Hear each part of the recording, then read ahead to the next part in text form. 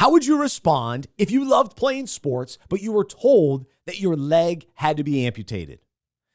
Well, that's the story of Al Mead, and we will unpack how he responded next.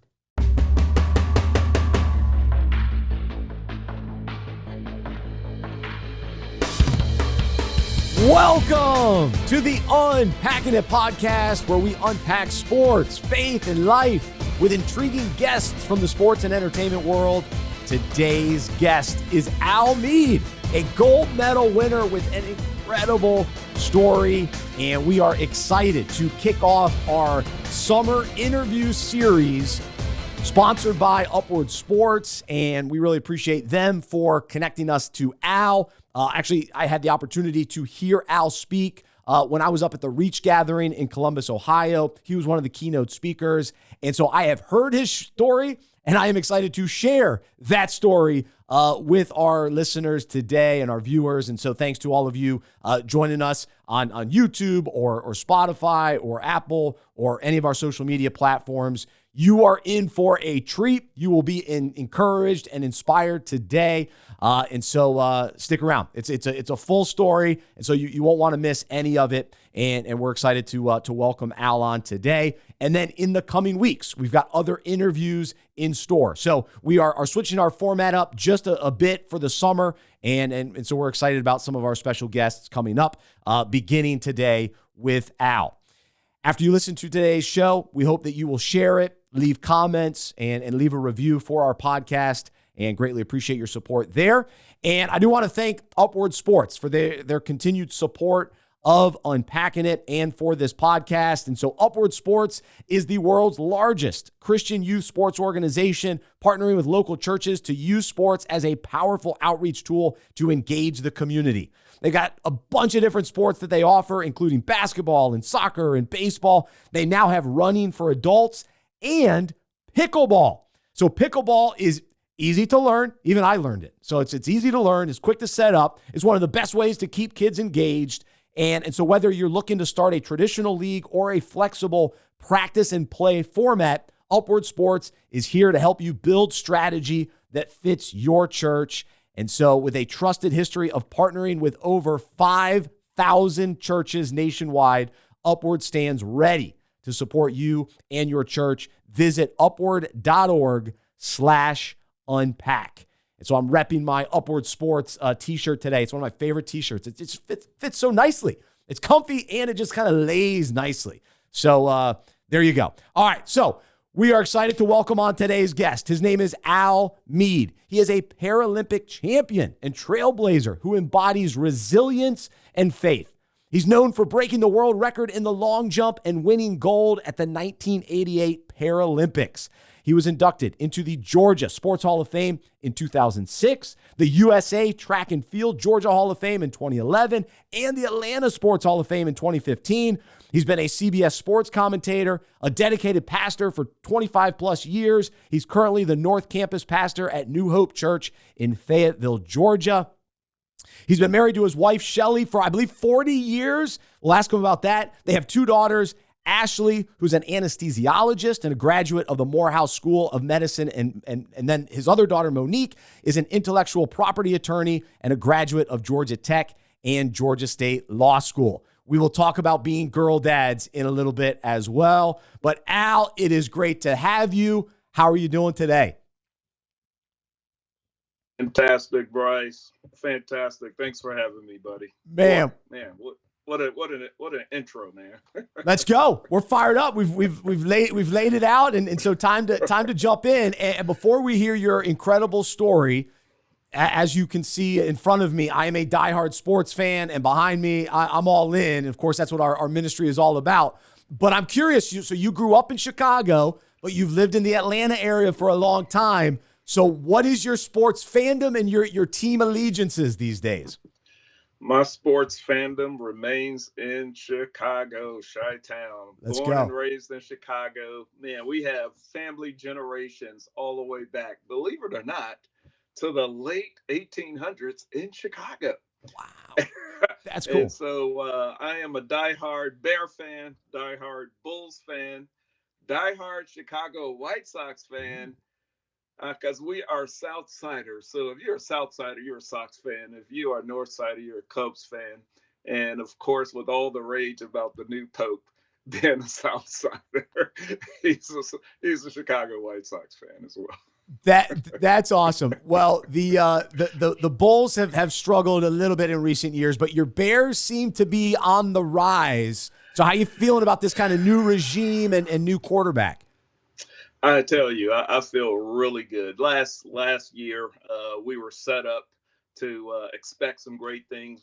Were let down, but man, with Ben Johnson coming on board, one of the gurus of offense coming from Detroit Lions, and being able to have a quarterback like Caleb Williams, and we finally got an offensive line. We've enhanced our defense a little bit, so even drafted well. So we are looking forward to a great season in Chicago for the Bears there. A lot of hype, a lot of excitement. That division is just so tough because Detroit's not going anywhere. Yeah. Green Bay's always tough. Nope. It is the true black and blue division. But this is really the first time we could really say the Bears offseason seemed to line up with the expectations of the new season. We always win the offseason. They always get us high. But the big lad, I believe we are finally getting it together where we'll be a competitive team in the NFC North. Yeah, I believe it. I think so. Tons of wide receivers, kind of weapons in the passing game. Yeah. So yeah, it's gonna be fun to see for sure. All right, so you mentioned Chicago. Let's start there because that is a big part of your story, and so I want to begin with the key turning point in your life that changed the course of your sports playing, the course of your life, and then ultimately the impact that this turning point had on your faith as well. So take us into Chicago as a young kid. Yeah, born and raised in Chicago, and I tell you, I was blessed to really love sports, have kind of the genes, blessed with genes for sports, where my mom and dad was told, Lord, you need to get your kid into some organized, structured sports because he's got a great career ahead of him. And so they bought a house on another side of the south side of Chicago, across the street from this beautiful park, man, that had gymnasiums, football fields, basketball courts. It was a paradise. And just a few months into living there, I remember the day of they were letting out school in honor of the Dr. Martin Luther King. It was his funeral service on that particular day. And my cousin and I, we went and shot some hoop, outdoor playground, man, at the school, and went up for a rebound, took a hard fall. As a result of that fall, created a blood clot and an infection. And it seems like, man, my dreams had crashed. And I was in a race to save my life.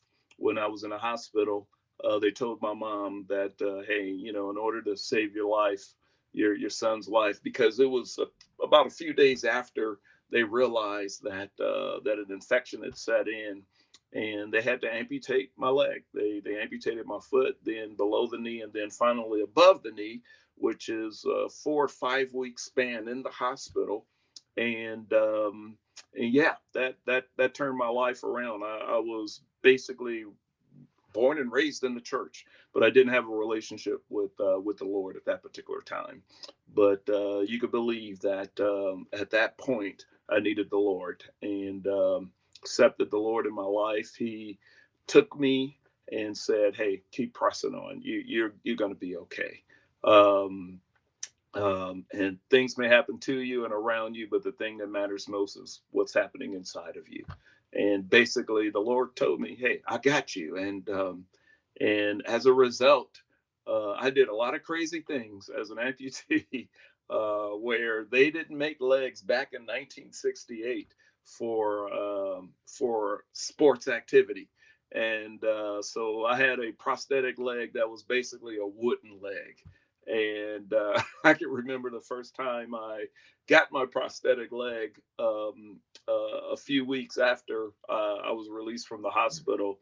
I went and played some football with my friends and hop skipping and that sort of deal, trying to, get around a little bit. And the process told me, don't do anything crazy. Just walk around with it, get used to it. But man, on the first day, man, I was so excited about getting back on the field, man.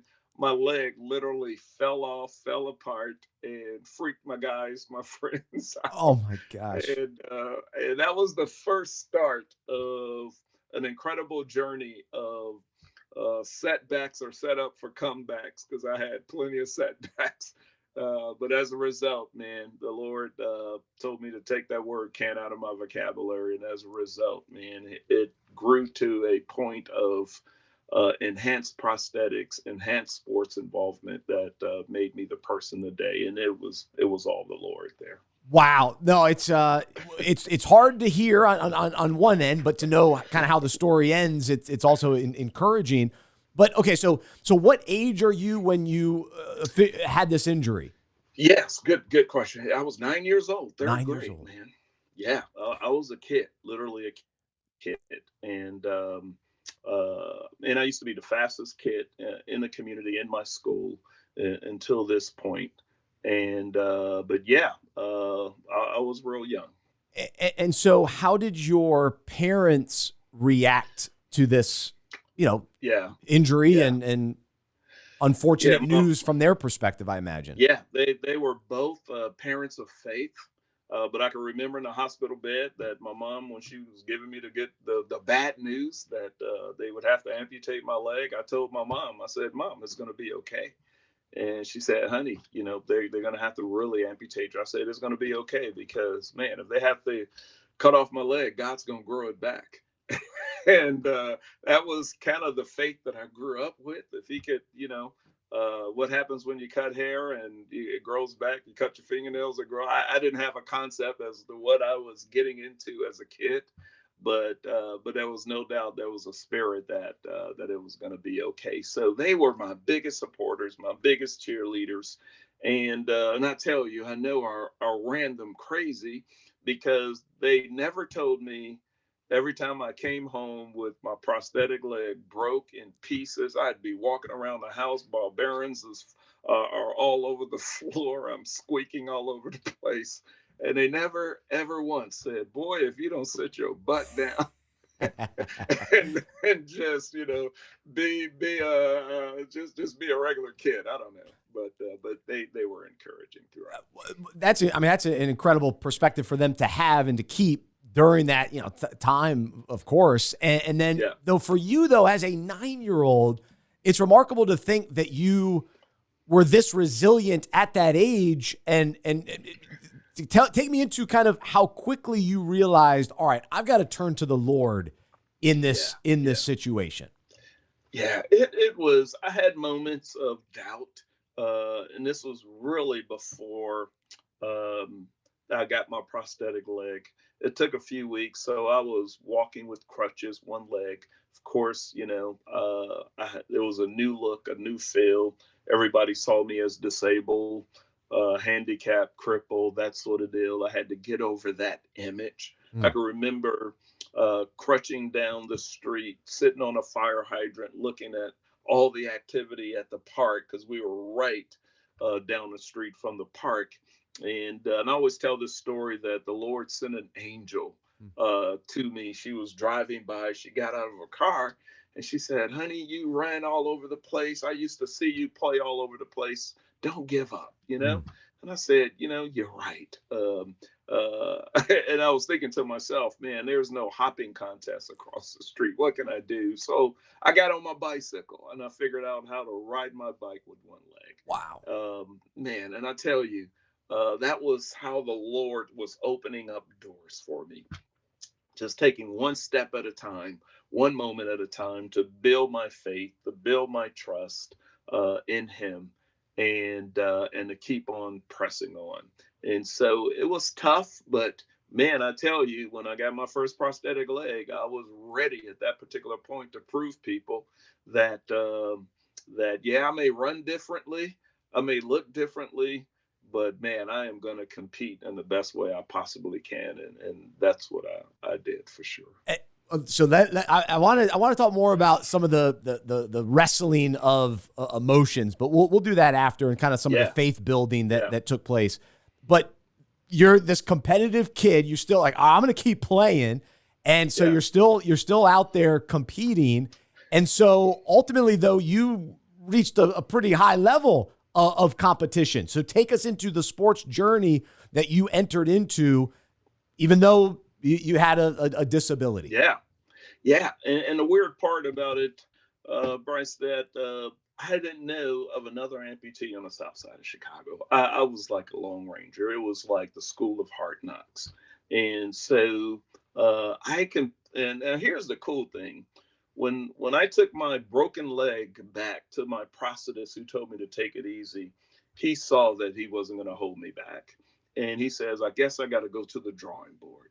And he caught my vision. He caught my passion.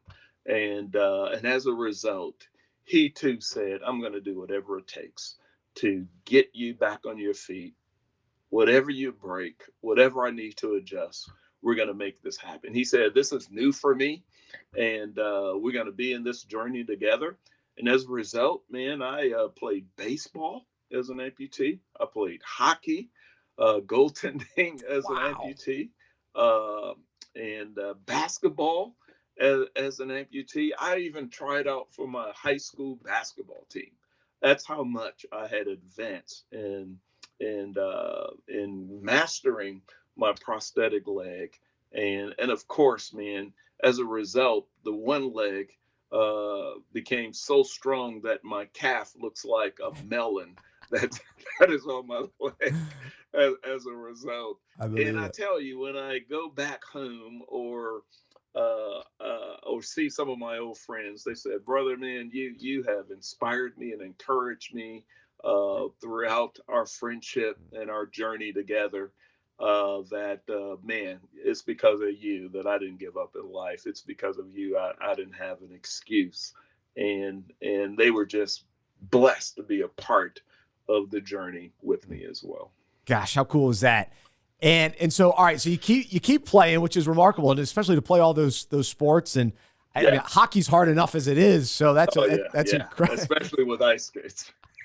That's incredible. So wow, I'll give you credit for that one for sure. But the ability to run fast Yeah. was taking place, and so at Yeah. what point did you recognize, okay, the Paralympics are out there, and Yeah. maybe that's a goal and that's a vision, and then Yeah. ultimately to accomplish what you did. But how did that all begin? Yeah, that all began when I came to Atlanta to go to Morehouse College, and I connected with a Georgia Tech engineer prosthetist who was part of his dad's business, who was an amputee in Atlanta. He was on the cutting edge of things, and he was the only prosthetist I ever had in Atlanta until he retired a few years ago. But man, he was perfect for the journey when we found out that I could now compete against amputees. I've normally competed with able bodied, never competed against another amputee before. And we found out about the amputee games. And man, I tell you, that was life changing because it was in Statesboro, Georgia, at Georgia Southern back in the early 80s. And they said, man, you could compete against other amputees in this event. And I tell you, I ran the 100 meter at that point. I broke the world record. I did the long jump and I didn't break the world record, but I had the national record. I did the high jump. I had the national record. And I was like, wow, there are other amputees that are better than me out there. And that opened up the door to an incredible international competition of amputees around the world that were just like Mead, just like myself, relentless in their pursuit of achievement. And man, that opened up the door for some opportunities that started my Paralympic journey that created the stories and the testimonies that I experience today. Gosh, how cool, man. Gosh, it's awesome. And so when I hear your story, I mean, of course you've already mentioned the word resilience, Yeah, that's one of my yeah, favorite words. I read a yeah, book one time called Resilience. Always sticks yeah, out to me. But um, yeah, as you know, as people are listening today, and they may not relate to the concept of being an amputee, but they've got yeah, challenges, right? Everybody's got their yeah, challenges yeah, today. yeah, And when I hear your story, it's so easy to think, all right, well, why wouldn't he just be angry or bitter or, yeah, give up and frustrated and, here's my yeah, life. Look what happened to me. yeah, But I think a lot of people do operate that way in yeah, whatever circumstances come our way. And it's so easy to get frustrated and we're angry at God for whatever has happened to yeah, us. And yeah. so as you have experienced all that you have and to make it to the Paralympics and to set records and win gold, how have you seen God show up and encourage you to have this attitude, this spirit, this perspective, and how have you seen him strengthen that in you? Yeah, yeah. Well, it starts with my faith, man. I mean, my faith and trust in the Lord that He wasn't finished with me. That here is an opportunity that, in spite of the obstacles, in spite of the challenges, in spite of the setbacks, that He was still going to use me. A lot of times, I'll use an illustration where I'll grab $100 bill and I'll crumble it and I'll say, who wants this $100 bill? Everybody say, I do. And what if I threw it on the floor and stepped on it? Who would want it? I do. I'll even tear it, saying, "Man, I'm tearing this, kind of amputating the Mm. the $100 bill. Who would still want it? I do, because it hadn't lost its value. I truly believe that I still had value in God's eyes, and I still had a purpose, and that's why my favorite scripture is in Philippians 3, 14, forgetting what's behind and pressing on toward what's ahead, for the call of Jesus Christ, winning the prize for Jesus Christ. And I truly believe deep down in my heart that He was going to use me in mighty ways and be a testimony. I tell people, your test is your testimony, your mess is your message. And in spite of it all, that God's got you for sure. And that's why, sometimes I'll recite a poem that talks about taking the word can't out of your vocabulary.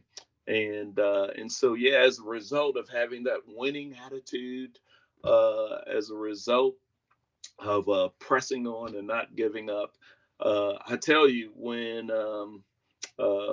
uh, when my leg breaks, um, I had my leg break in one of the biggest events of my lifetime, Mm. and that was in the '88 Seoul Games. I was the 100-meter record holder, the world record holder for the above knee amputees. And there I am in '88 Seoul Korea Games, thousands of people in the stands.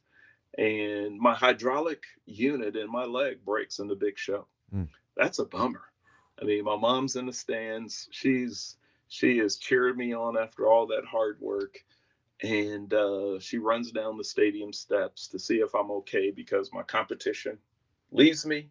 I'm walking to the side, and she gave me some good wisdom and also a little whipping too.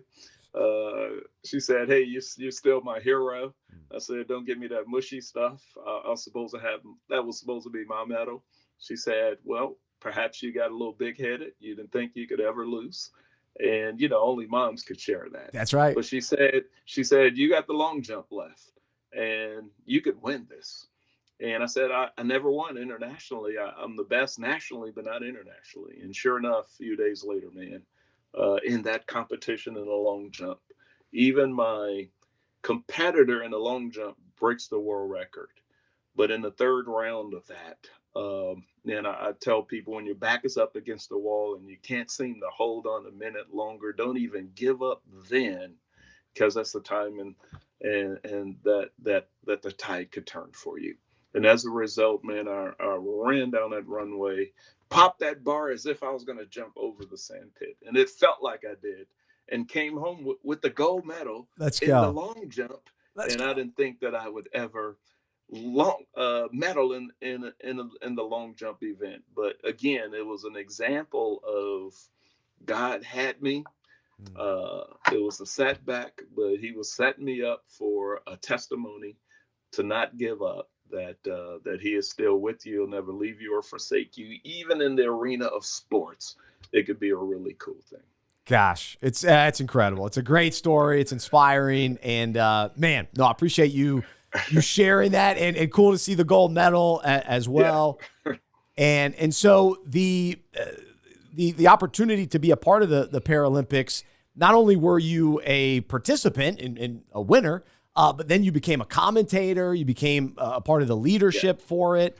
And so yeah. for sports fans that may not be as familiar with the games and all that it entails, what do we need to know, and how fun has it been for you to be a part of it over the years?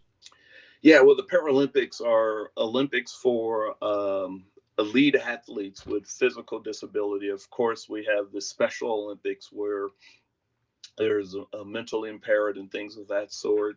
That was kind of like the brand of disabled sports was the Special Olympics. Paralympics at one time was kind of unheard of. And until, gosh, the last maybe 15, 20 years or so. And so it is the games for elite athletes with physical disabilities, amputees, visually impaired, paraplegic, that sort. And so I was part of this whole movement where I served on the President's Council of Physical Fitness and Sports. I served on the United States Olympic Committee representing the Paralympics. I was even the vice chairman of the 1996 Games here in Atlanta as well. So I've been an advocate for this arena, and that was one time where the United States Olympic Committee did not really partner with the Paralympics until the 1996 Games. And the biggest legacy that came out of that was any country that's vying for hosting the Olympics have to include the Paralympics now, and that's one of the biggest successes that we've had with the Paralympic Games. And of course, they start just a few weeks after the closing ceremonies of the regular Olympics, and they will have similar opening ceremonies, thousands of people. The broadcast is now incredible now, and just incredible stories of successes Mm, and testimonies of those overachievers that's right. who didn't let a disability stop them. So cool. It's great. I love it, and glad to hear that it's gaining more momentum and attention as Yeah. well, which is huge. Yeah, and I tell you, Bruce, too, my faith really came through in my story in the 1996 Games. I was a worship leader back in the day, and so in our opening ceremonies of the Paralympics, we had a 5,000 voice gospel choir Wow. led by Kirk Franklin, and then the closing ceremonies of the Barcelona Games of the Paralympics. I sung Mighty Spirit by Lionel Harris, welcoming everybody to Atlanta Mm. at the closing ceremonies of the 1992 Barcelona Games. So that was great opportunity of platforms that the Lord has used me to really share my faith.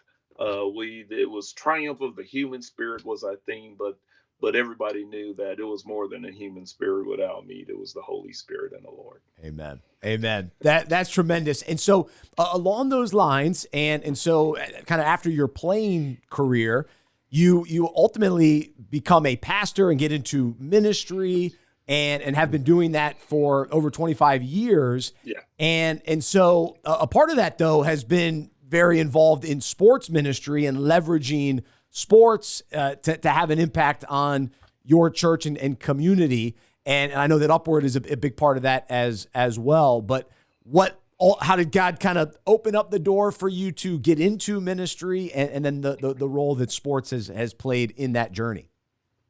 Yeah. Of course, going through all the organizational side of sports, from athlete to organizing, helped me out a lot. I was a partner in an executive search firm, a recruiter, a Christian firm that recruited for different companies all over the world, and so I was asked by a church that I had just been a part of to quit my business and go into full-time ministry. And of course, I was like, "Are you kidding me? Really?"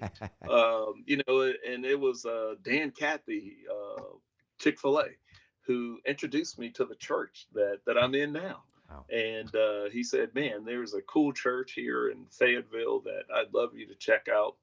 And so when I came here, I enjoyed it, but they had a vision of reaching the community because the community was changing a little bit.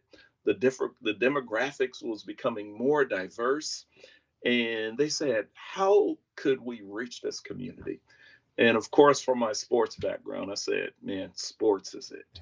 If you use sports, you could reach this community like crazy." And what they did was they said, "Okay, we're going to build a gymnasium. We're going to build a student center, and we would love for you to lead it all." I'm like, I'll leave my business to do. So, I rejected it a couple of times. And then a third time, they didn't give up. I said, "Let me seek the Lord." And the Lord said, "Yep, I want you to leave your business. I don't want you to go into full-time ministry." And I did that 25 years ago. And in the process, I did some great research as to what programs, what approach, what sports platform can I use. And there were some good churches around the area that did some incredible things. But when I found out about Upward, I said, "Yeah, this is it." Because Upward just had everything put together for outreach, for evangelism. They are an organizational guru where they think about everything that you need. And that was a blessing for me. So it was 25 years ago that we started Upward. And today we are still doing it. Soccer twice a year, basketball once a year. Of the top reasons why people come to our church, one of them is always Upward Sports. Wow. And that has been a blessing. Actually, we are hosting 5 high schools in our baccalaureate tomorrow. And one of our speakers' testimony is a student pastor who said, "I became a student pastor because I came to the church through Upward basketball." That's exciting. And so Love it. Upward has been fantastic in just outreach, salvations. And of course, when it comes to reaching a community, especially a diverse community, sports breaks down barriers. Yes. It creates a natural entry point for discipleship. Amen. It fosters an inviting atmosphere. You meet people where they are. That's what sports does. And utilizing sports as a platform to reach people for the gospel, man, it doesn't get better than that. Amen. What a great story, and cool. All these years later, still going strong with Yeah. Upward Sports, and so Yeah. that's the benefit of the ministry too, is that you build something that lasts, Yeah. and it becomes a Yeah. part of the fabric of the church and the ministry outreach that to your point Absolutely. can Yeah. reach the cross section of the community. So it's awesome. So we appreciate Upward Sports and their partnership with Unpacking It and your continued involvement, Al. And so a couple more things as we wind down our conversation today. I always find myself as a kindred spirit with other dads of girls, and so your girls are older than mine. Mine are 5 and 3. So Wow. I'm trying to glean and learn from those who have raised daughters, and I gave their bio earlier, and sounds like they're doing incredible things. But as you reflect back on kind of them growing up and especially even the early days, what is some of the wisdom that you can share for not only me, but I know some of the young dads that are listening today? Well, as a dad of girls, you will forever be daddy. I mean, daddy, that daddy connection will always be there. Both of them love sports. They engaged in sports. They followed daddy. Some of my best pictures and experience with my girls. One's 36 now, one's 33. um, and they were 3 years apart. When Ashley, my oldest daughter, when I won the gold in 1988, well, she was just born. And so I have a frame poster or frame front page of the newspaper of the Atlanta Journal Constitution, and it talks about me winning the medal. And I have her on my lap with the gold medal around her neck, and she was just a few months old. My second daughter, Monique, believe it or not, I was in California competing, and my wife gave birth much earlier than was anticipated. And I tried to get back on red eye. She just been born, but also have a frame front page of the Sacramento Bee newspaper from Sacramento, California, with me high jumping, and it's the birthday of my daughter that's on the front page. And I Oh, say, that's hey, cool. honey, here's. But they That's have cool. both excelled in sports as well as in their careers. They grew up strong believers. And Ashley, my oldest daughter, has blessed me with three beautiful grandkids. All right. She's a anesthesiologist, pediatric anesthesiologist, love kids, but she played volleyball for Middle Tennessee State Cool. University, and was the the champion, the tournament champion, MVP her senior year. Monique, she's still single. She's the attorney, and she went to Georgia Tech, and she currently holds Georgia Tech's all-time volleyball points record Whoa. to this day. That's cool. And so she has done. They both have done very well, and they are still. I am still daddy to them, and of course to the grandkids. I'm papa. Papa. And so, Papa. yes. Okay. And so my flexibility in my schedule, I always went to their games. I never missed a game. Mm. And I was even on the bench in their high school volleyball days as well, to stay close, stay connected. The girls do need that, and as a result, yeah, you are blessed for sure. Ah, it's great to hear. No, that's encouraging. So trying to take it one day at a time and soak Yeah, soak it in each moment. one day at a time, buddy. And you are outnumbered with the wife and Yeah. the girls too. Yes, I am. Yes, I am. That's why I've got my man cave, and I still get some sports in. So that's I got to balance it out a little bit. Well, we'll maybe wrap up. Well, two more things. Yeah. You've also been married 40 years, almost 40 years. Yes, 40 years this November, man. Wow. Congrats. That's incredible. Thank you. And so in light of that, what has been maybe a common theme throughout your marriage to remain married, one, but also in strengthening your marriage over the years? What has been a key? Yeah, well, being a pastor, man, I tell you, my wife has been just exceptional in coming alongside of me in ministry. Um, I could not do ministry as effectively as I do without her by my side. She's a great compliment. I'm a people person, and so is she. She's a people person. So the ability to be able to connect, to work a room, to pastor, to minister, to connect with those who you are shepherding has definitely helped our marriage, have strengthened our marriage. We have done Sunday school Bible study classes together and collectively, and as a result have grown other small groups from this Bible study class. And until this day, she's been a big supporter, big helper, and that has strengthened our marriage as well. So 40 years is a long, long time. It's an incredible journey. You have your ups and downs. Satan would love to destroy the marriage, but don't let them keep Jesus Christ on the throne of your marriage. And together, there's nothing that he could do to separate you, for sure. Amen. That's awesome. Well, Al, this has been just a wonderful conversation. And as we wrap it up, maybe a final encouragement for our listeners, and just even something that maybe God has been putting on your heart lately, and something that maybe you're even learning in this season of life that you'd be willing to share and kind of leave with our audience today. Yeah, well, in this season of life that I'm in, 25 years in ministry, 40 years of marriage, God's not finished with me. There's a lot of work to do.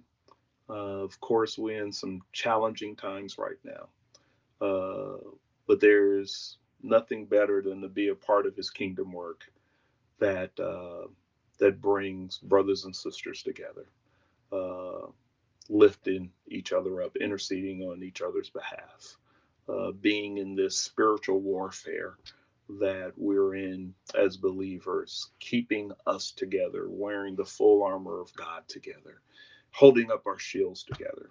And so I'm just blessed that he's not finished with me. I have passion, I have vision that, it's not until the Lord comes back that we'll be where he wants us to be. But in the meantime, let's continue to press on toward the mark to win the prize, and not to grow weary in doing good, because Bible says if you faint not, you'll reap your rewards. And I believe that there's more rewards to be given as a result of pressing on toward the mark in which God's called us. What a wonderful word and example, and just appreciate your story of perseverance, endurance, resilience, being an overcomer, overachieving, and you weren't limited. You didn't allow your limits to stop you, and I just find that to be extremely inspiring, and all of us can relate in some way to whatever we're dealing with in our lives, but to keep our eyes on Jesus and to know that he is with us, strengthening us to do what he's called us to do. And so you've lived that out, and it inspires me today, and I know it does for our listeners. So thank you, Al, for being a part of the show and for sharing with our listeners today. Thank you, Bryce. God bless. Absolutely. He's Al Mead, joining us here on the Unpacking It podcast. Thank you so much to Upward Sports for their support and sponsoring our interview series that we've kicked off today with Al Mead. Be sure to check out upward.org/unpack. For Aaron, our producer, it's actually his last show today. We will miss Aaron. He's been awesome. Very thankful for his service the last year here at Unpacking It. I'm Bryce. I'm a sports fan who follows Jesus. I believe in the good news that he died on the cross for my sin. He was resurrected, and through faith, I've been saved by his grace. I hope that is true for you as well, and I hope you'll join me as we live life as sports fans who follow Jesus together. Have a great rest of your day, and we'll talk to you next time right here on the Unpacking It podcast.